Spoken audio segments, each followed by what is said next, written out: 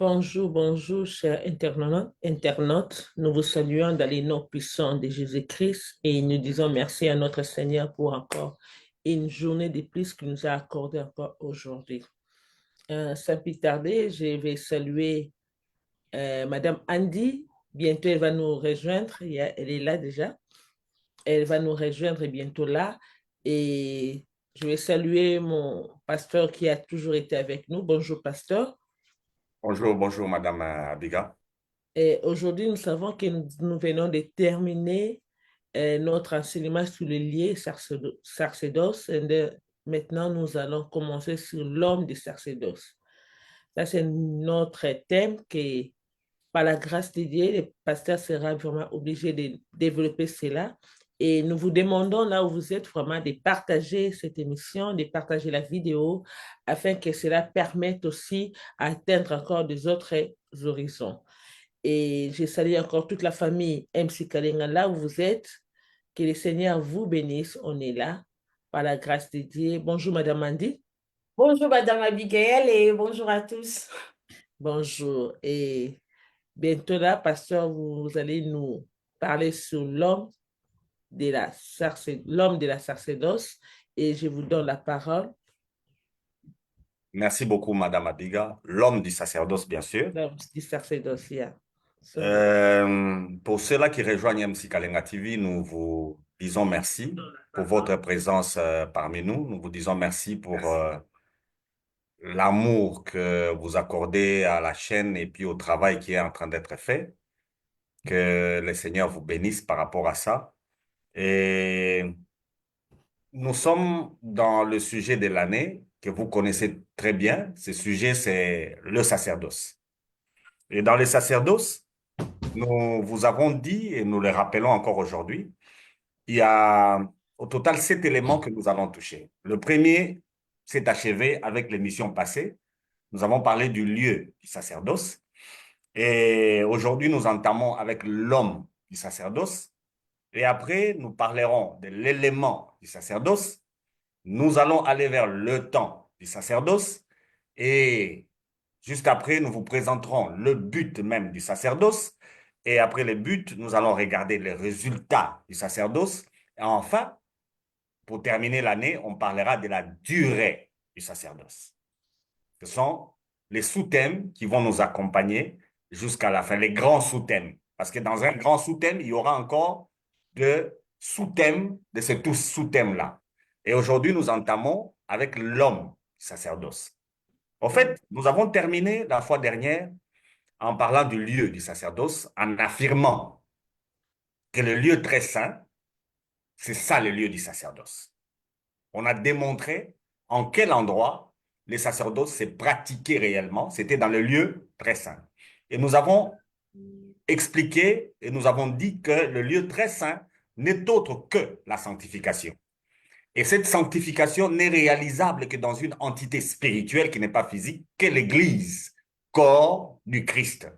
C'est l'endroit même du sacerdoce. Et aujourd'hui, nous commençons à étudier la personne qui peut travailler dans ces sacerdoces-là. Et nous précisons l'homme. Nous n'avons pas dit les hommes. Ici, nous traitons d'abord de l'homme. Parce que la tendance, par rapport au sacerdoce, on nous présente des hommes du sacerdoce. Et pourtant, le sacerdoce, pour mieux le cerner, il faut connaître l'homme. L'homme. Quel est l'homme du sacerdoce? C'est qui l'homme du sacerdoce? Et aujourd'hui, vous allez me permettre, comme Madame Andy nous a rejoint, et Madame Abigail et tous les autres, vous allez me permettre aujourd'hui que nous fassions une petite étude d'un livre des Écritures. On va traîner beaucoup sur ce livre-là, bien qu'on va y associer 2 autres ou 3 autres, mais on va traîner sur un livre qui est le livre de l'Exode. Nous allons un peu étudier ensemble les livres de l'Exode.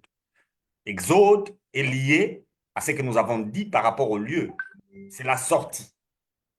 Exode, c'est un livre de délivrance.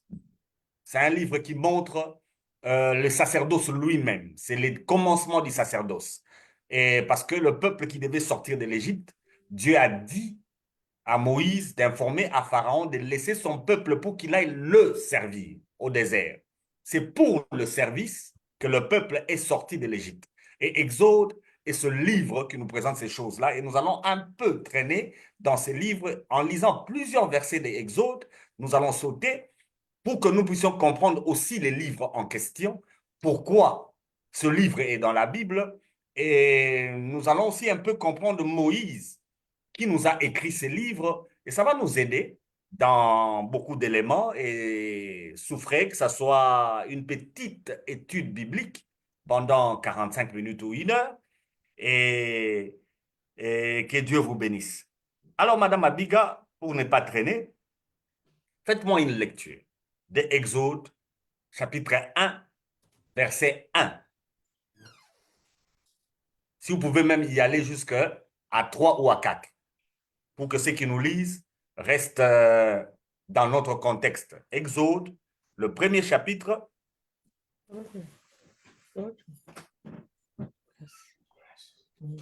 Exode, le premier chapitre. Yeah. Exode, premier chapitre. Ouais. Verset premier.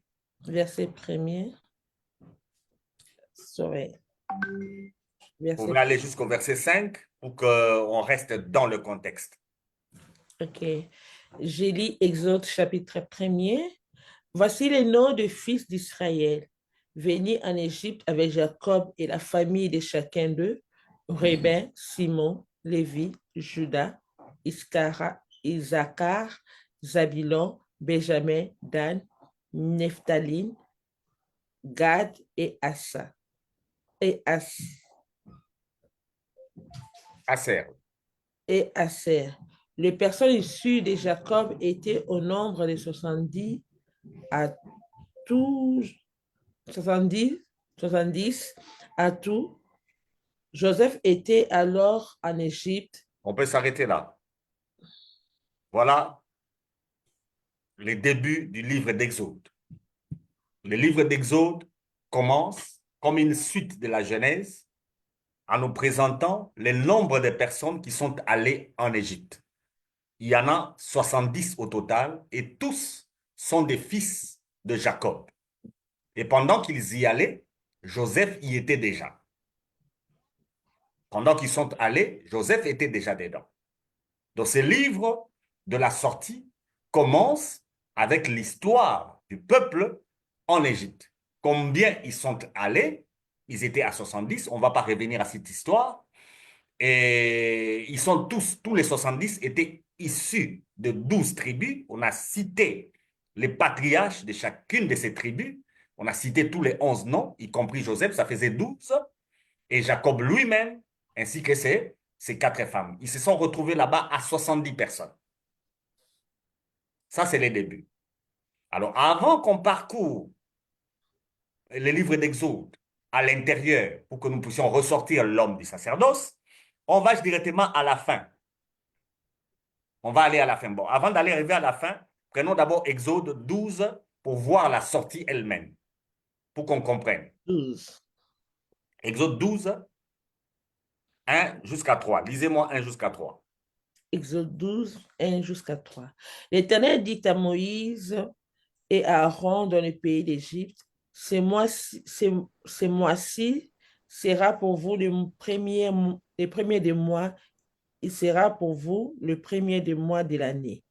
Parle à toute l'assemblée d'Israël et dites, le 10e jour à ce mois, on prendra un agneau pour chaque famille, un agneau pour chaque maison. On s'arrête là. Ce peuple qui n'était qu'à 70 à l'entrée en Égypte, à la sortie de l'Égypte, ce n'est plus un petit peuple, c'est une assemblée. On ne sait plus le compter. Vous comprenez? Ils sont entrés en Égypte en petit nombre, mais ils en sortent en grand nombre. Ici, par rapport à la typologie, nous allons comprendre que l'Église qui a commencé avec un petit nombre, 120, l'Église, les jours de l'enlèvement, ça sera des myriades et des myriades de personnes. L'Église ne sera jamais une petite entité, l'Église est une grande entité parce que les gens sont en train de souffrir. Quand vous gérez une église de 10 personnes, Quand vous gérez une église de 20 personnes, de 100 personnes, des fois vous souffrez dans votre cœur, vous voulez avoir une grande église en termes de nombre. Non. À l'entrée, il y avait un petit nombre, mais à la sortie, il y aura un grand nombre. Amen. Ça, c'est une leçon à retenir. Le peuple qui n'était qu'à 70, à la sortie, on ne sait plus le compter. C'est comme ça, le jour de l'enlèvement, quand le Seigneur viendra, le nombre de personnes qui sortiront de l'église, on ne saura jamais compter. Amen. C'est des myriades et des myriades de personnes. Voilà déjà la question de la délivrance. Et on a précisé que Joseph était déjà en Égypte. Donc, nous allons comprendre l'homme du sacerdoce. On va y arriver. Alors, pour terminer, Exode 40, les derniers chapitres. Exode 40, on va un peu traîner. C'est ici qu'on va comprendre beaucoup de choses. Lisez-moi 1 jusqu'à 3. Exode 40, 1 jusqu'à 3.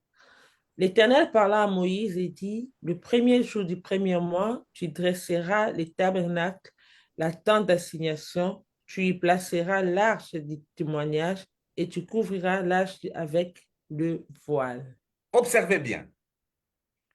L'Éternel parle à Moïse. Ça, c'est la clôture du livre. C'est la conclusion du livre. L'Éternel parle à Moïse. Il dit le premier jour du premier mois. Or, au chapitre 12, ce premier jour, c'était le jour de leur sortie. Quand ils sont sortis, ou bien ils devaient sortir, le jour où ils devaient sortir de l'Égypte, Dieu a changé les calendriers. Ils avaient déjà un calendrier qui avait un mois pour cette année-là et un jour pour cette année-là. Mais comme c'était le moment où ils devaient sortir de l'Égypte, Dieu a transformé le jour de leur sortie en premier jour de l'année. C'est ici que je peux même prophétiser sur la vie de quelqu'un. Donc, chaque fois que vous êtes en contact avec la parole de Dieu, vous êtes face à une délivrance. Amen. Et la délivrance ne peut que changer votre histoire. Amen. Tout ce qui était en arrière doit être changé. Et chaque jour, quand vous êtes en contact avec la parole de Dieu, c'est un nouveau jour et c'est une nouvelle histoire. C'est comme ça qu'un chrétien ne peut pas gérer sa vie à partir de son passé. On ne peut pas avoir une vie chrétienne tournée vers le passé. La vie chrétienne est focalisée sur ce qui vient devant. Et plus la vie chrétienne est focalisée sur ce qui est maintenant. Et maintenant, pendant que je parle, pour vous qui m'écoutez, c'est le premier jour de l'année, c'est le début de tout. Donc, vous ne pouvez pas lier votre vie à ce qui s'est passé avant vous. Et le peuple de Dieu avait déjà une histoire, mais à la sortie de l'Égypte, Dieu a transformé ce jour-là en premier jour. Maintenant, pour placer les tabernacles, à quel moment Dieu a voulu que le peuple de Dieu, à quel moment que Dieu a voulu que le peuple de Dieu place les tabernacles? À quel moment? Au fait, c'est à ce jour-là que lui a fixé comme premier jour que Dieu a décidé de placer les tabernacles. Mais Madame Abiga, observez bien les textes. Ce premier jour-là, où il place les tabernacles, qu'est-ce que Dieu dit? Avec quoi on doit commencer, Madame Abiga? On commence avec l'arche. C'est avec l'arche qu'on commence. Or, si on place d'abord l'arche, en fait, en clair, il s'agit du lieu très saint, n'est-ce pas? Yes.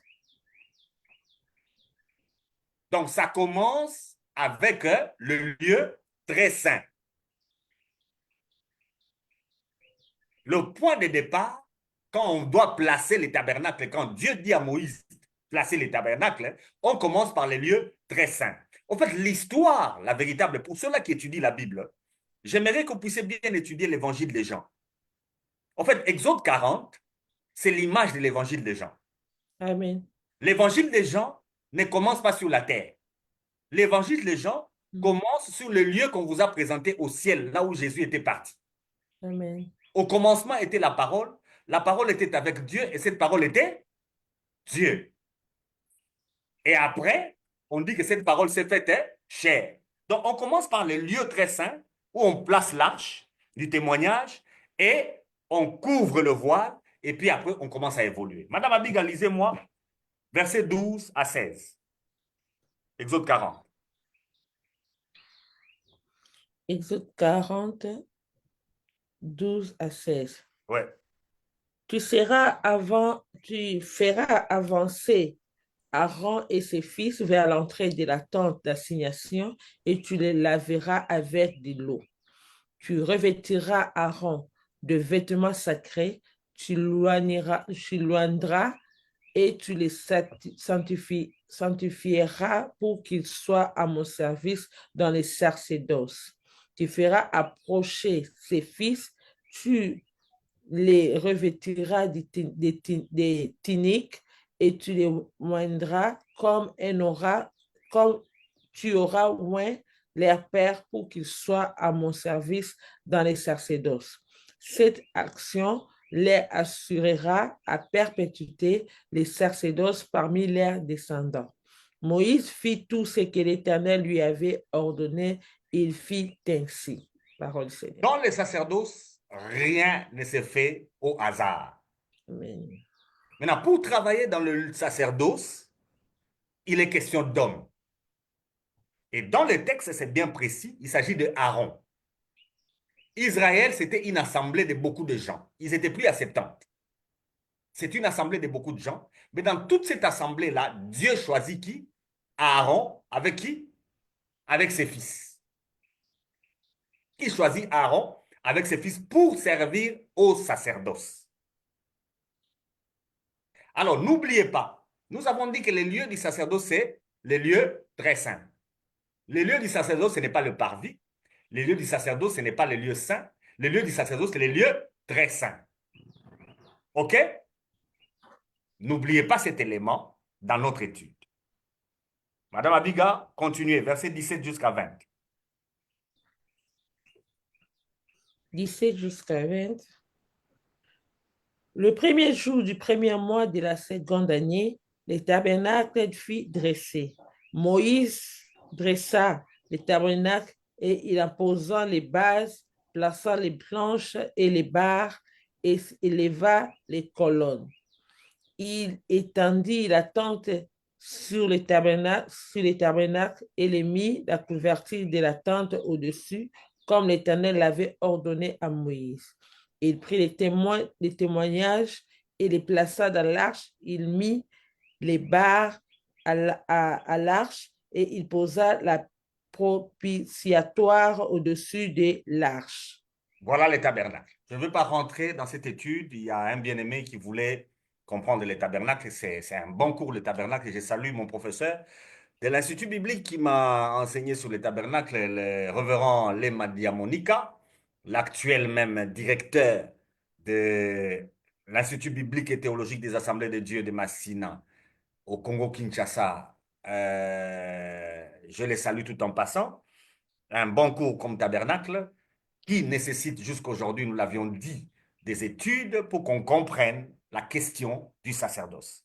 Voilà, Dieu dit à Moïse comment le tabernacle doit être placé. Mais vous allez constater que le regard est trop fixé sur l'arche et sur les lieux très saints, là où il y a le propitiatoire. Le regard est fixé là. Mais on a choisi des hommes. Et puis on a placé. OK?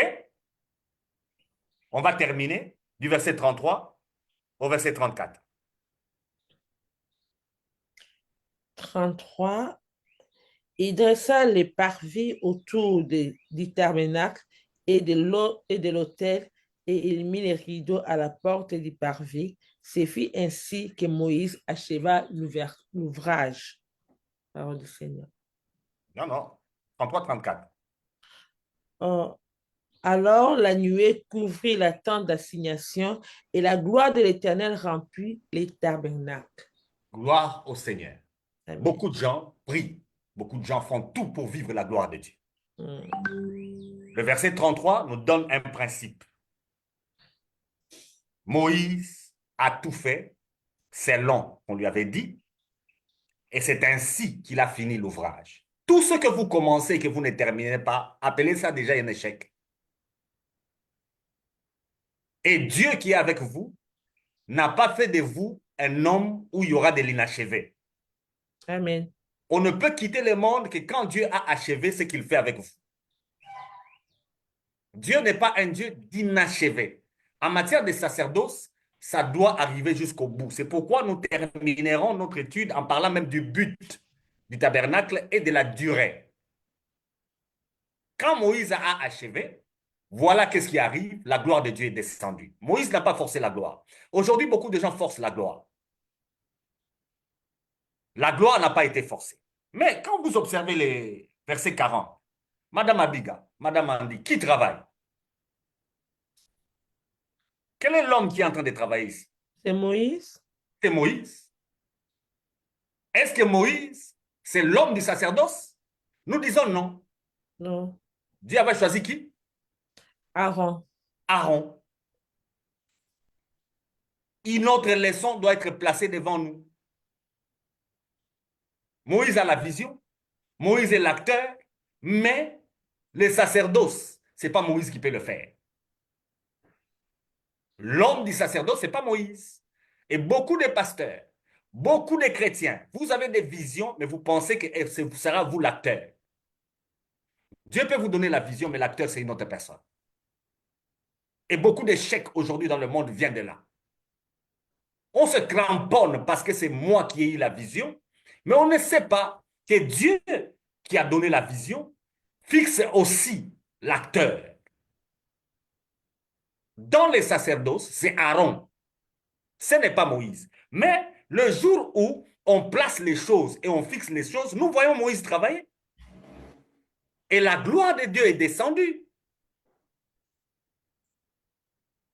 Et quand la gloire descend, c'est parce qu'on a fixé les choses telles que ça se passera par la suite. Et quand on a lu au verset 17, on a dit, au verset 16, pardon, on a dit de cette famille-là qu'ils auront les sacerdoces à perpétuité parmi leur peuple. Est-ce qu'on se comprend? Donc, dans cette étude, nous devons bien garder les éléments que nous sommes en train de donner. Et pour terminer avec Exode, Madame Abiga, lisez-moi Exode 7, le verset 1er. Exode 7, verset 1er. L'Éternel dit à Moïse, vois, je t'ai fait Dieu pour Pharaon, et Aaron, ton frère, sera ton prophète. Ton porte-parole. Prophète veut dire porte-parole. Porte-parole, yeah. Qui est l'homme du sacerdoce? C'est le prophète. C'est prophète, yeah. C'est lui l'homme du sacerdoce. C'est le prophète. C'est le porte-parole qui est l'homme du sacerdoce. Dieu n'est pas l'homme du sacerdoce. En matière de sacerdoce, éloignez Dieu, ce n'est pas lui. Je t'ai fait Dieu. C'est Dieu qui a tout fait, mais le sacerdoce, ce n'est pas lui. Moïse est l'image de Dieu, n'est-ce pas?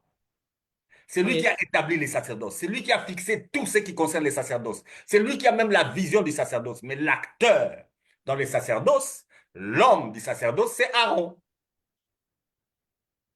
Je peux m'arrêter là et on peut échanger. Que Dieu vous bénisse. Merci. Si Andy, tu peux aller. Je suis en train. Merci à vous tous. Merci, Madame Abigail. Excuse-moi plutôt. Merci, Pasteur Freddy Moukoutoua. Madame Abigail, je vous laisse la parole si vous voulez passer, parler. Si vous avez une question. Merci, Pasteur, pour votre exposé. Parce que c'est tellement profond comme notre frère Franck l'a dit maintenant. C'est profond qu'on ne sait même pas où, comment poser des questions. Pasteur, si vous voulez encore continuer, peut-être pour le moment, je n'ai pas de questions. Gloire au Seigneur. Madame Andy n'a pas de questions non plus. Mais pasteur, moi j'allais juste savoir. C'est vrai que c'est pas nécessairement la personne qui Dieu donne la vision qui peut continuer, non? Mais comment? Mais c'est mieux, la personne qui a la vision, c'est lui qui comprend au moins. Aujourd'hui, on voit beaucoup de troubles. Pourquoi? Parce que peut-être la personne qui a la vision a laissé à une autre personne qui a continué et la personne n'a pas pu, comme c'est pas lui qui a reçu le message, nous voyons qu'il crée aussi des désordres de foi dans le travail, bien le travail qu'il devait faire vis-à-vis, parce que c'est pas lui qui a réussi, mais peut-être les cas d'Aaron et Moïse sont des cas exceptionnels. La Bible nous montre un principe, c'est les principes, nous les voyons à partir de Paul. On a déjà traité ici, sur MC Kalenga TV, du discipolat. Ceux-là qui nous rejoignent peuvent aller 5 années avant, ils peuvent trouver ça. En fait, Paul dit à Timothée, ce que tu as appris de moi, confie-le Confier, à des hommes qui sont fidèles pour qu'eux fidèle. aussi fassent la même chose. Ça, c'est les principes de Dieu. Tout succès qui n'a pas de successeur doit être considéré comme un échec. Mhm. Toute vision qu'on reçoit a un homme qui doit le faire. Quand Dieu vous donne la vision, il vous donnera aussi les hommes. Prophète veut dire porte-parole. Ce n'est pas n'importe qui. Ce n'est pas quelqu'un que vous mettez parce qu'il est de la même tribu que vous. Ce n'est pas quelqu'un que vous mettez parce que c'est votre enfant. Ce n'est pas quelqu'un que vous mettez parce que c'est votre partenaire financier. Ce n'est pas quelqu'un que vous mettez parce que vous le voulez. C'est votre porte-parole que vous mettez. Et le porte-parole, c'est Dieu qui l'a choisi pour vous. Dans Exode 7, c'est Dieu qui a choisi Aaron pour être porte-parole de Moïse. Et même pour les sacerdotes, c'est Dieu encore qui choisit Aaron pour être le souverain sacrificateur. C'est encore Dieu. Donc Moïse ne fait que poser l'acte que Dieu lui a dit de poser. Ce n'est pas Moïse qui fait le choix. C'est Dieu qui a fait le choix. Donc, dans votre structure, dans ce que vous faites, la personne à qui vous confiez la suite du travail doit être la personne que Dieu choisit pour vous. Si vous ne la connaissez pas, vous êtes perdu. Et c'est Et ça, pasteur, la souffrance du monde. Quand on parle du service de Dieu, quand on parle du sacerdoce dans ce monde, la souffrance, c'est l'ignorance de la personne que Dieu a choisie la pour chose. faire le travail pour vous. Parce que là, c'est comme si nous allons sur Romains 8. Et c'est Romains 8, hein? Connaître l'homme que Dieu vous a envoyé. C'est ça. Romains 8 parle plutôt de la souffrance du monde. Si Non, le non. monde, la création est en train de soupirer, elle soupire derrière la révélation des fils de Dieu. Effectivement, Romains 8 nous dit ça. Mais connaître la personne que Dieu a envoyée chez vous, c'est Jean, qui le dit C'est par la Jean, bouche yeah. de C'est Jésus. Jean. C'est Jean. Mais parce que si, il peut arriver que la personne que vous avez choisie ou la personne que Dieu vous a mis au cœur de choisir n'arrive pas à comprendre la vision ou n'arrive pas aussi à bien saisir l'occasion. Qu'est-ce que vous allez faire en ce La moment? Bible est claire. Ce que vous avez reçu de moi, donnez-les à des personnes fidèles. Ne marchez pas avec les infidèles. Marchez avec ceux qui sont fidèles. Ne soyez pas sentimentaliste. Dans les choses de Dieu, on n'est pas sentimentaliste. Dans les choses de Dieu, on marche comme Dieu veut. La gloire de Dieu est descendue quand Moïse a tout placé selon que Dieu lui avait dit. Par là, Seigneur, par là, pasteur, nous allons dire, la gloire de Dieu vient seulement lorsque vous marchez selon, selon la volonté de Dieu ou Selon son modèle. selon son modèle. Yeah, ça, c'est le mot. Notre étude, nous la faisons sur les sacerdoces pour que les gens restent sur le modèle de Dieu par rapport au sacerdoce. C'est ce que nous cherchons. Et nous sommes christocentriques.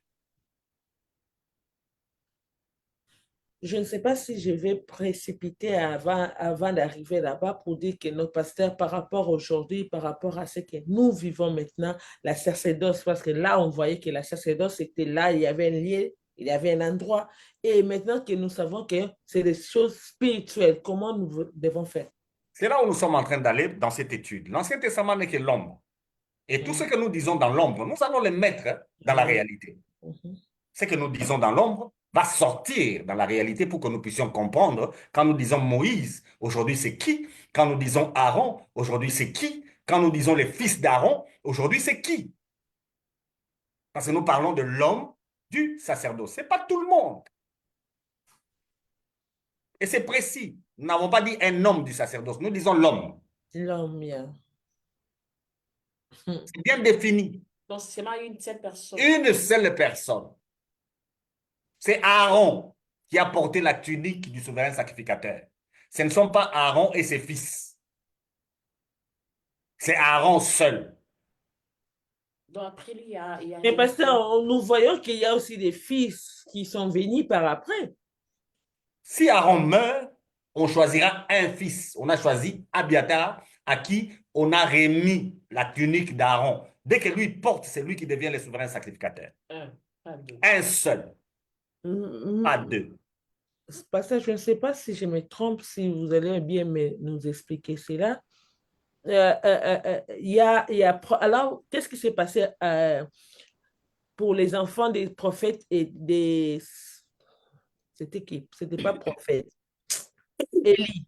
C'était Élie sacrificateur. les sacrificateurs, oui. Bon, il y avait ces deux fils, non? Et ils Ouais. ne travaillaient pas, ne faisaient pas la fonction de sacerdoce ou...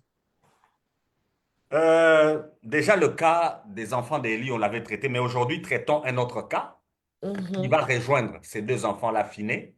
Et Otni, Avant que prenez-moi vous les... répondiez, pasteur, il y a Ouais. encore une autre question.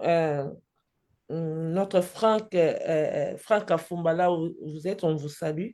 Pasteur, une question. La différence entre modèle de Dieu et la volonté de Dieu. Le modèle de Dieu, c'est ce que Dieu a défini pour que nous puissions exécuter tel ou tel travail. On peut chercher Dieu en tâtonnant, mais on ne le sert pas en tâtonnant. On OK. l'essaie dans une mission formelle. Dieu définit comment vous allez le servir. La volonté de Dieu, c'est Jésus qui répond, c'est que personne ne se perde. Amen. La volonté de Dieu est qu'il n'y ait aucune personne qui se perde. C'est pourquoi il y a déjà des émissions ici que vous pouvez suivre, où on a traité vraiment de la volonté de Dieu pour qu'on puisse comprendre. La volonté de Dieu, ce n'est pas ce que les gens vous racontent. Les gens racontent souvent, ça tu ne peux pas faire, ce n'est pas la volonté de Dieu. Non, la volonté de Dieu, c'est que personne ne se perde. OK. Tout acte que vous posez qui perd une personne n'est pas la volonté de Dieu. Mais tout acte que vous posez et que vous gagnez une âme est la volonté de Dieu.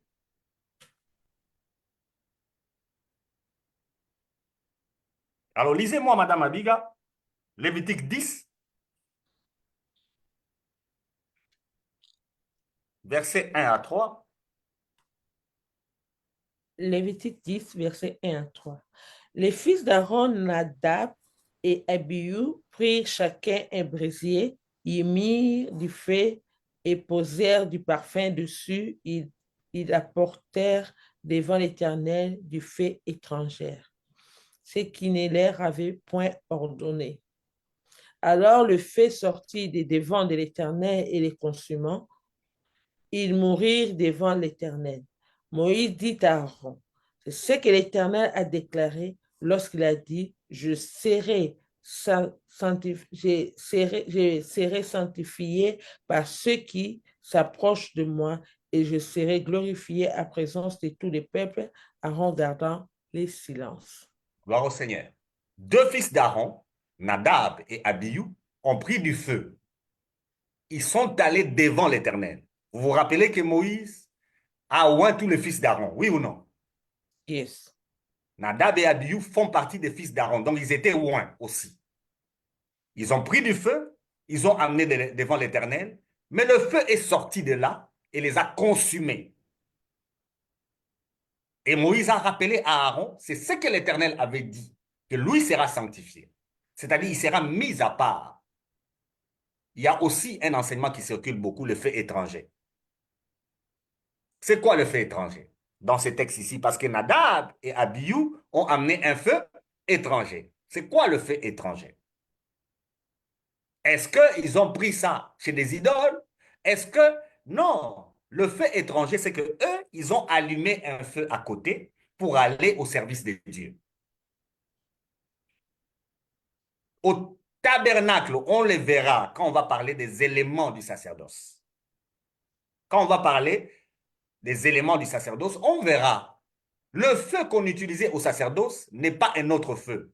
C'est le feu qui était descendu le jour où on a placé les tabernacles dans Exode 40. Amen. Vous comprenez? Le jour où on a placé les tabernacles, le feu qui est descendu, qui a consumé, c'est ce feu-là qui est resté qu'on protégeait jusque quand ils sont entrés en terre promise. C'est le seul feu qu'on protégeait, il n'y avait pas un autre feu. L'image a été prise pour les Jeux olympiques. Si vous voyez les Jeux olympiques, vous allez voir que le feu des Jeux olympiques, depuis Pierre de Coubertin, le feu là est toujours placé quelque part, il ne s'éteint pas. La période où il y aura les Jeux olympiques, il y a quelqu'un qui va prendre ses feux de là où l'organisation se trouve, on va l'amener dans le pays qui a été choisi. Et souvent, le feu là passe par beaucoup de pays pour arriver jusque-là, la torche là. Au Mm. fait, au tabernacle, c'était la même chose. Le feu qu'on utilisait au tabernacle, c'est le feu qui venait des braises liées au feu qui était descendu pour la première fois. Maintenant, Nadab et Abihu, qu'est-ce qu'ils ont fait? Ils ont allumé un feu à côté et ils sont venus servir avec. Ils ont utilisé un autre modèle qui n'est pas le modèle de Dieu. Et le feu les a consumés. C'est là où je répète, servir Dieu peut te bénir, servir Dieu peut te maudire. Et tu Si tu montes. sers Dieu selon les modèles, tu es béni. Si tu sers Dieu en dehors du modèle, tu es maudit. Amen. C'est la moindre chose. Et beaucoup de gens aujourd'hui ne comprennent pas comment, dans les services de Dieu, ils expérimentent la malédiction. Beaucoup de gens ne le comprennent pas parce qu'on ne peut pas servir Dieu en tâtonnant. On doit comprendre ce qu'on fait. Quand il s'agit du sacerdoce, il faut le faire selon le modèle. Et voilà, pour répondre à votre question, Madame Abiga, ces deux enfants sont morts. OK? Mhm. Et toujours dans Lévitique, vous pouvez aller maintenant dans Lévitique 16, toujours verset 1er au verset 3, pour qu'on puisse démarquer totalement l'homme de Aaron. Lévitique 16 16, 1 à 3. et à 3. Je lis. L'Éternel parla à Moïse après la mort de deux fils d'Aaron qui moururent en se présentant devant l'Éternel. L'Éternel dit à Moïse, parle à ton frère Aaron, afin qu'il n'entre pas à tout temps dans les sanctuaires au-dedans du voile, devant les propitiatoires qui est sur l'arche, de peur qu'il ne se meure, car j'apparaîtrai dans la nuée sur la propitiatoire, sur les propitiatoires. Voici de quelle manière Aaron entre dans les sanctuaires. Il prendra un gène taureau pour le sacrifier, l'expiation et un bélier pour l'holocauste. Je te comprends. Trop anglophone. Lis seulement comme tu lis et les gens te comprennent aussi. Je sais qu'ils te comprennent. Alors, ici, après la mort de Nadab et Abihu, on précise à Aaron comment il se présentera.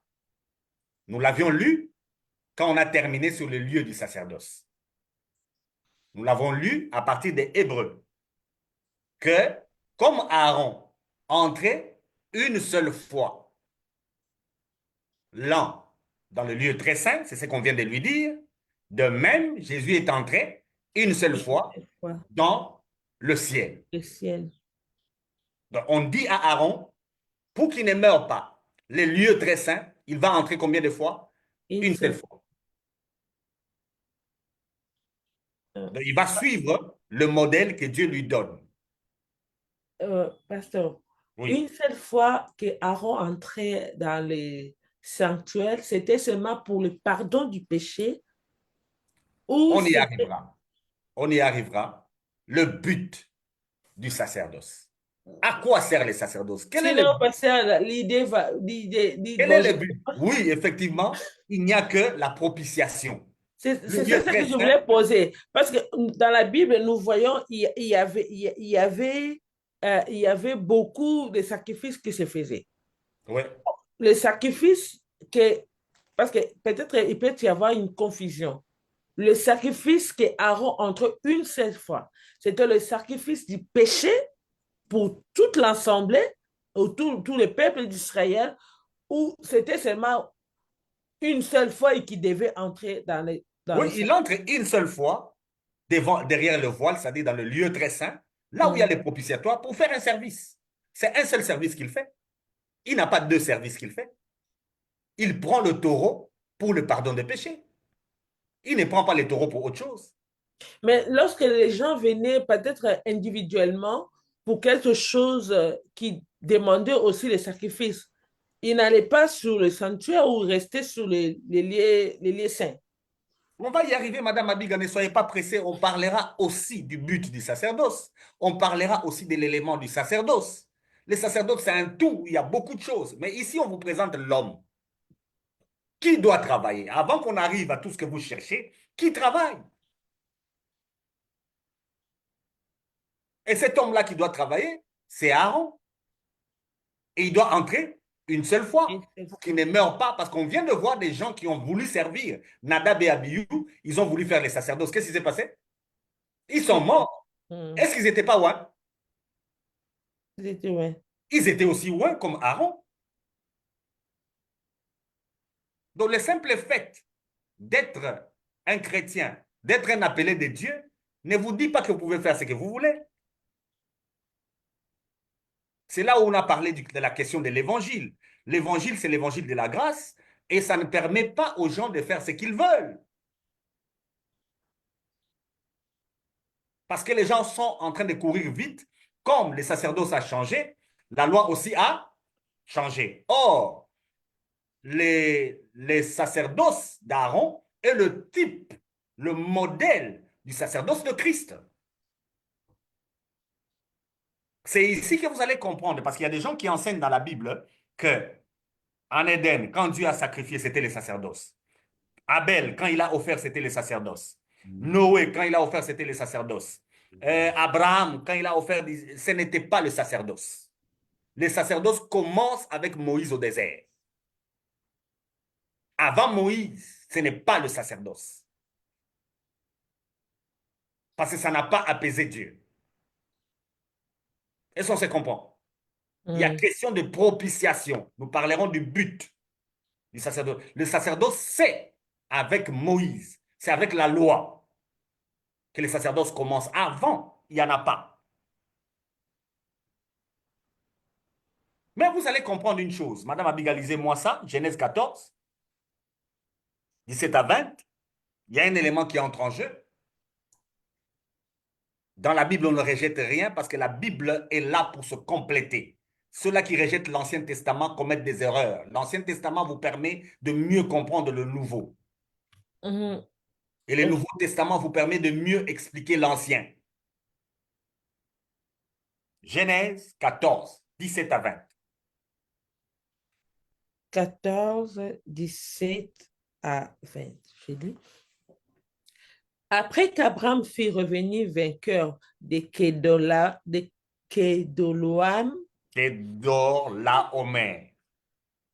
Tu peux continuer sans le dire. J'ai déjà dit. Kedorlaomer. Et le roi qui était avec lui, le roi de Sodome, sortit à sa rencontre dans la vallée de Chavé, qui est la vallée du roi. Melchisedec, roi de Salem, fit apporter du pain et du vin. Il était sacrificateur du Dieu très haut.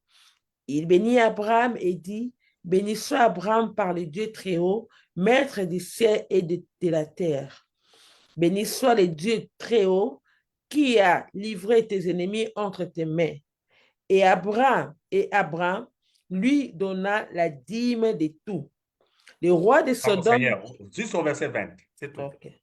Thank you. Ceux qui lisent ce texte le plus souvent parlent d'Abraham. On lit mal le texte. Dans ce texte, il y a qui? Abraham. Il y a Abraham. Abraham. Ce n'est pas Abraham. Abraham. Donc, nous devons bien cerner les choses, Madame Andy. Vous dites que ce n'est pas les mêmes. Ce n'est pas la même personne. Abraham, c'est une autre personne. Abraham aussi, c'est une autre personne. Quand il est revenu de sa victoire sur ses ennemis, il rencontre sur le chemin un homme. Et cet homme, c'est Melchisedec. Cet homme, c'est Melchisedec. Mais la Bible dit que Melchisedec, c'est Moïse qui écrit. Moïse dit que Melchisedec était sacrificateur de l'Éternel. Alors, les sacerdoces de Melchisedec, c'était où? Parce que les sacerdoces commencent avec Moïse au désert quand le tabernacle est installé. Mais Moïse nous écrit en nous disant qu'Abraham a rencontré Melchisedec qui est sacrificateur de l'Éternel. son sacerdoce à lui, Melchisédek, était où?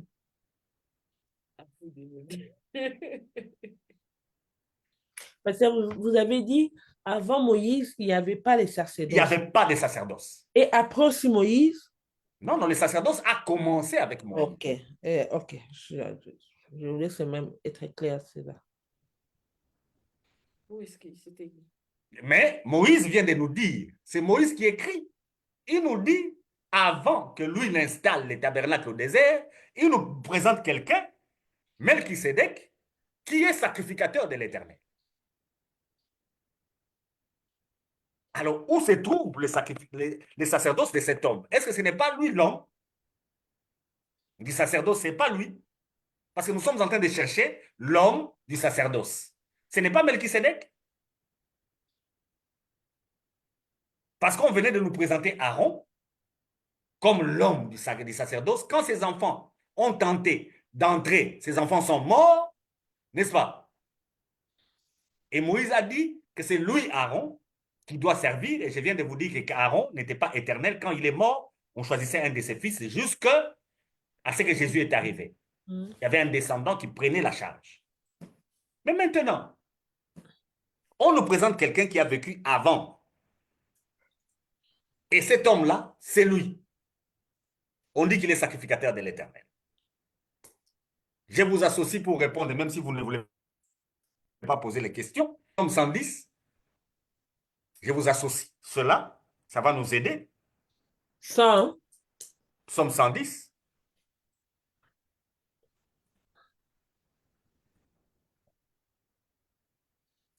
C'est une petite étude biblique. On est en train de voyager. 110, Dos. verset Psaume par 110. premier. Bon, lisez-moi le verset 4, c'est le verset que je cherche. Psaume 110, verset 4. L'Éternel la jure et il ne s'en repentira point. Répète ça, il faut que les gens comprennent bien. Lis bien. L'Éternel l'a juré et Voilà. il ne s'en repentira point. Tu es sacrificateur pour toujours à la manière de Melchisédek. Ça, c'est David qui est à la base du temple. Ça, c'est David qui nous a fait un tabernacle qui n'a que les lieux très saints. Ça, c'est David qui avait aussi des sacrificateurs et des souverains sacrificateurs avec lui. Mais David nous dit une chose. L'Éternel l'a juré. Et il ne va pas s'en repentir. Tu es sacrificateur selon la manière de Melchisédek. À qui il parle? À Jésus? Vous voyez? Vous voyez où on est en train d'arriver? Effectivement, il parle à Jésus. Parce que Hébreu va l'expliquer. Associez Hébreu, et vous allez voir, Hébreu 7, le verset 17.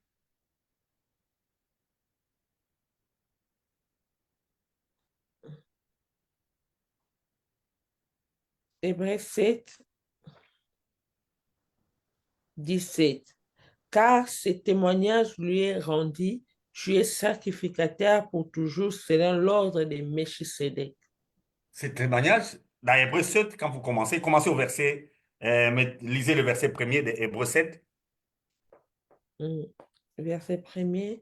En effet, c'est Melchisédek, roi de Salem, sacrificateur de Dieu très haut, qui alla au-delà d'Abraham lorsqu'il revenait de la défaite des rois qui les bénit, et à qui Abraham donna la dîme de tout, qui est d'abord roi de justice, d'après la signification de son nom, ensuite roi de Salem, c'est-à-dire roi de paix, qui est sans père, sans mère, sans généalogie, qui n'a ni commencement de jour, ni fin de vie, mais qui est rendu semblable au Fils de Dieu, c'est Melchisédek, demeure sacrificateur à perpétuité. On s'arrête là.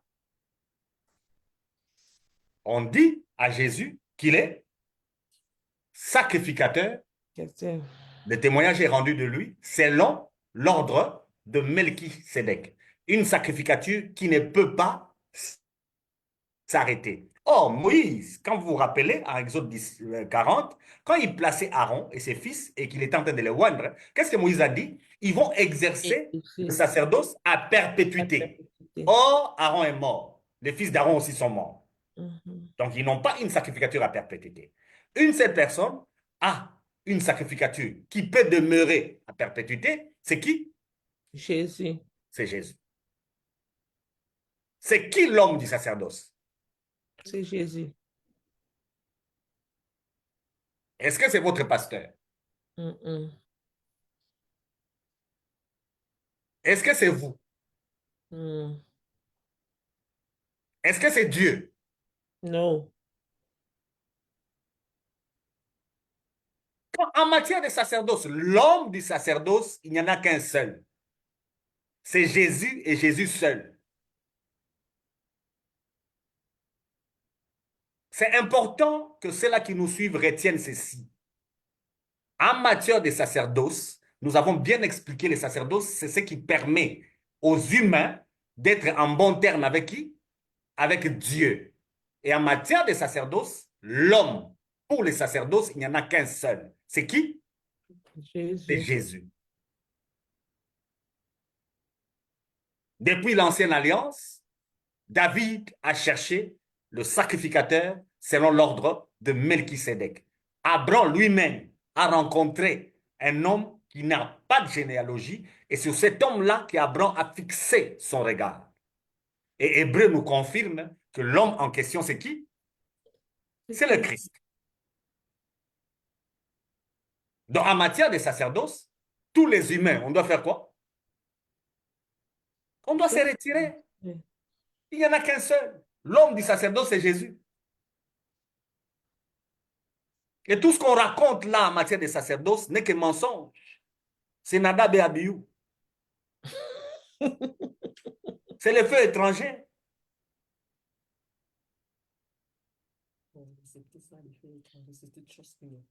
C'est le feu étranger. Ces enfants-là sont allés devant l'Éternel.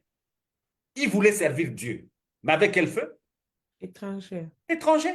C'est ce que je suis en train de dire. Oui. Donc, vous définissez le fait étranger comme toute chose qui n'était pas au service de l'Éternel. Il ne répond pas au modèle de Dieu. Dieu a son modèle. Et dans le modèle de Dieu, les lieux très saints n'est occupé que par une seule personne. Dans l'ancienne alliance, c'était Aaron qui l'occupait. C'est lui qui était établi comme souverain sacrificateur. Et personne d'autre n'y entrait. À part lui, et il y entrait une seule fois. Et nous avons présenté les lieux en disant que dans ce lieu-là, Jésus est entré une seule fois. Maintenant, qui est l'homme du sacerdoce de la nouvelle alliance? Cet homme-là, c'est Jésus. Il n'y en a pas un autre.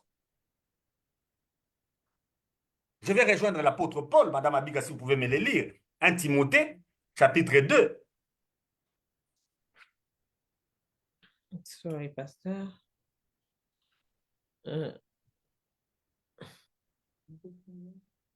1 Timothée, le chapitre 2. 1 Timothée chapitre 2, verset. Prenez 5 à 7. Chapitre 2, verset 5 à 7. Car il y a un seul Dieu et aussi un seul médiateur entre Dieu et les hommes, Jésus-Christ homme, qui s'est donné lui-même à rançon pour tous.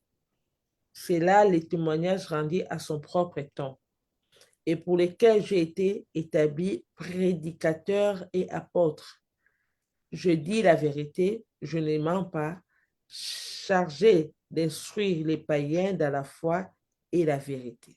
Je prends la position de Paul parce que lui n'est pas là aujourd'hui. Moi, je suis son disciple. Je ne mens pas. Entre Dieu et les hommes, il n'y a qu'un seul médiateur. C'est Jésus-Christ. Pas Jésus-Christ Dieu. Jésus-Christ, homme. Il y a une précision. Si Dieu, c'est lui qui a établi les sacerdoces, comme Moïse, Dieu n'est pas acteur dedans. Dans les sacerdoces, il n'y a qu'un seul acteur. C'est un homme. Cet homme-là s'appelle Jésus-Christ, né de la Vierge Marie, mort à Golgotha, ressuscité le troisième jour et élevé au ciel, assis à la droite de la majesté divine. C'est lui, le médiateur entre Dieu et les hommes. C'est-à-dire, si tu as des problèmes avec Dieu, une seule personne peut corriger le problème que tu as, c'est Jésus. Pasteur, attendez. Il y a d'abord une question avant de poser encore sur ce que vous venez à peine de dire. Je salue Madame Sylvie Kembala-Wele. Elle a dit que devons-nous faire de nos pasteurs sur base, là c'est la question de Madame Sylvie, sur base de ce que vous avez dit qu'il n'y a qu'un seul homme, c'est Jésus. Mais le et nos pasteurs, il faut bien expliquer. Nous comprenons que c'est Christ, mais nous savons que Jésus aujourd'hui agit au travers de personnes qu'il nous a données, comme nos pasteurs qui sont là dans l'église. Peut-être quelqu'un qui peut dire, donc, comme si les pasteurs ne servent plus à rien, je peux faire tout toute seule parce qu'il n'y a que Christ, moi, directement, en relation avec Christ. Je ne sais pas si vous avez compris. C'est le verset 7 ici. Pasteur, Oui. je vais encore ajouter encore quelque chose parce que au début, vous nous avez dit que non, même si vous avez la vision ou Dieu vous a donné la vision, personne qui doit prendre la charge, c'est notre personne. Et maintenant, nous allons vers la sacerdoce, c'est Jésus. Il faut éclaircir là-dessus. J'ai la vision, la sacerdoce, la personne sacerdotale, c'est Jésus. Maintenant, si j'ai la vision, la personne qui va prendre la place, la personne physique que Dieu m'a donnée, ou on va seulement élever Jésus et nous travaillons ensemble. C'est dans les services qu'on a donnés, service de Dieu, qu'un lieu a été fixé dans l'ancienne alliance, et les lieux, c'était les lieux très saints. Mais il y a des gens qui travaillaient au parvis. Il y a aussi des gens qui travaillaient au lieu saint. Mais le sacerdoce, lui, c'est dans les lieux très saints. Est-ce que vous comprenez? Mais il y a des gens qui travaillent au tabernacle, dans le parvis. Il y en a. Et quand Moïse a terminé de mettre le parvis, la gloire est descendue. La gloire n'est pas descendue quand il a fait seulement les lieux très saints. C'est quand il a fait le tout et que c'est descendu. Mais le sacerdoce se place dans le lieu très saint. Ça, on doit d'abord comprendre ça. Dieu fait propitiation quand on entre là où il y a les propitiatoires. Parce que le problème du monde ici, quand on parle des malédictions, quand on parle des conséquences, quand on parle de toutes ces choses, c'est en rapport avec le péché. C'est en rapport avec ce que tu as fait, on te dit que tu vis des conséquences. Alors, une seule personne peut régler ces problèmes-là entre toi et Dieu. Ce n'est que Jésus. Amen. Parce que les sacerdoces, c'est dans cette question-là.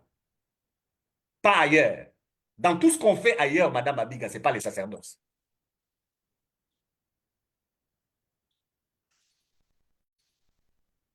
Ça, c'est autre chose.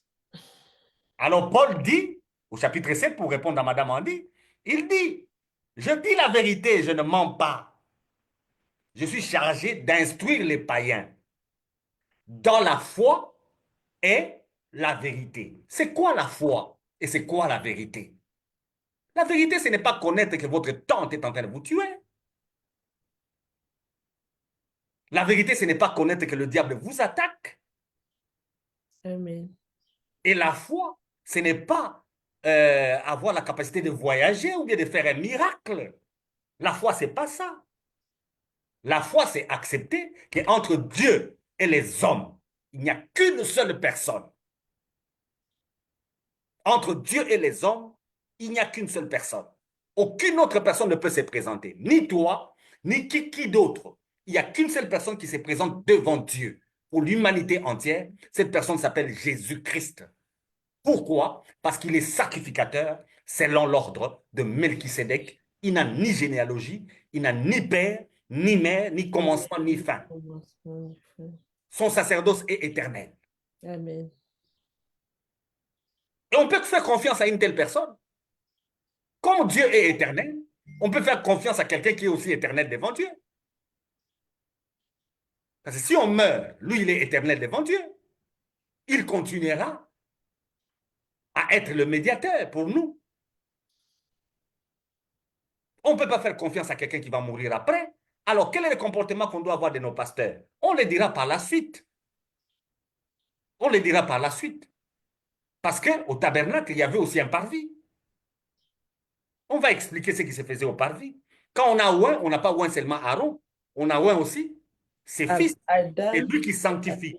Et ceux qui sont sanctifiés sont tous ici Ab- d'un seul. Et il n'a pas honte de nous appeler ses frères, ses sœurs. Et on a même précisé que le lieu du sacerdoce, c'est l'église, corps du Christ, là où deux, trois sont assis à la droite de Dieu. Donc, il y a une relation avec nos pasteurs, il y a une relation avec nos conducteurs. Et Madame Abiga, dans ce que vous faites, il y a une relation avec la personne que Dieu vous a envoyée pour servir avec elle. Il y a une relation.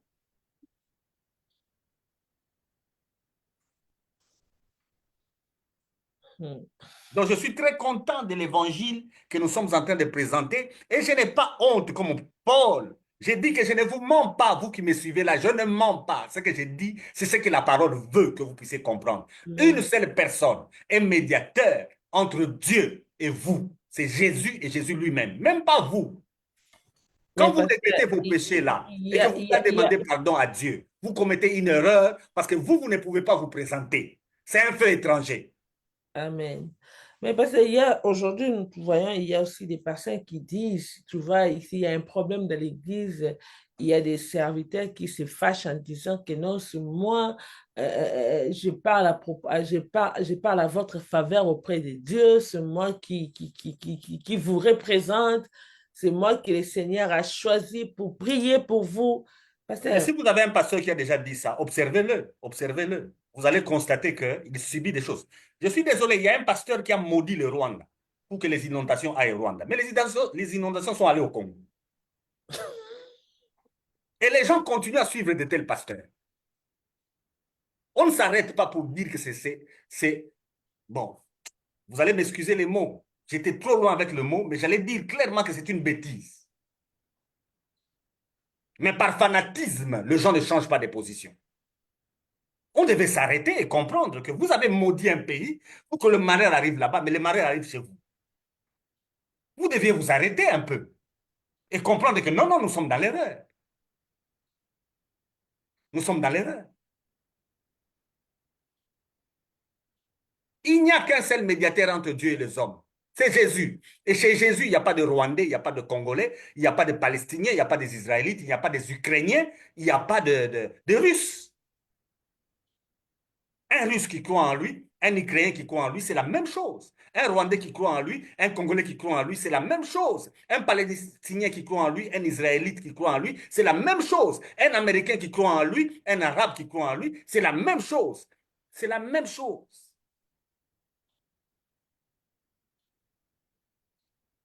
Et si on peut revenir à un tel sacerdoce, le monde va être tranquille.